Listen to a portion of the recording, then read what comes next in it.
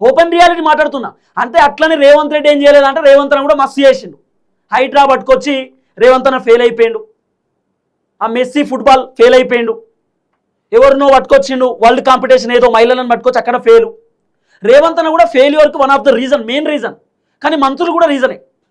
రేవంత్ అన్న చెప్పినట్టు అట్లీస్ట్ మంత్రులు వినరాట. ఆఖరికి ఇప్పుడు ఢిల్లీ అధిష్టానం ఏమంటారు, మీనాక్షి నటరాజన్ మేడం రేవంత్ రెడ్డి వాళ్ళ ఇంటికి పోయి మీటింగ్ పెట్టిందట.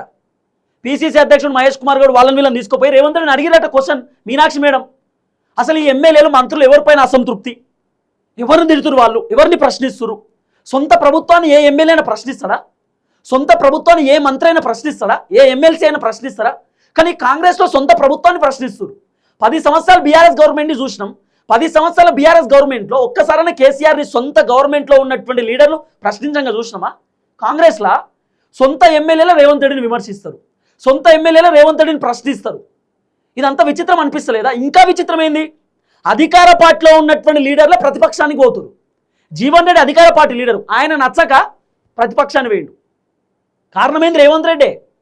ఇదే రేవంత్ రెడ్డి ఆ సంజయ్ కుమార్ అనేటటువంటి వ్యక్తిని కాంగ్రెస్లో తీసుకోవడం వల్ల ఇలా 40 సంవత్సరాల నుండి కాంగ్రెస్ పార్టీలో ఉన్నటువంటి లీడర్ కాంగ్రెస్కు దూరం అయిపోయాడు. One of the reason Revanth Reddy కూడా. రేవంత్ రెడ్డి వ్యవహారం మంత్రులకు నచ్చట్లేదు. అట్లని మంత్రుల వ్యవహారం రేవంత్ రెడ్డికి అసలే నచ్చలేదు. అట్లని రేవంత్ రెడ్డి చెప్పినట్టు ఎట్లీస్ట్ మంత్రులు వినాలి కదా, వినే పరిస్థితి లేదు ఎట్లీస్ట్.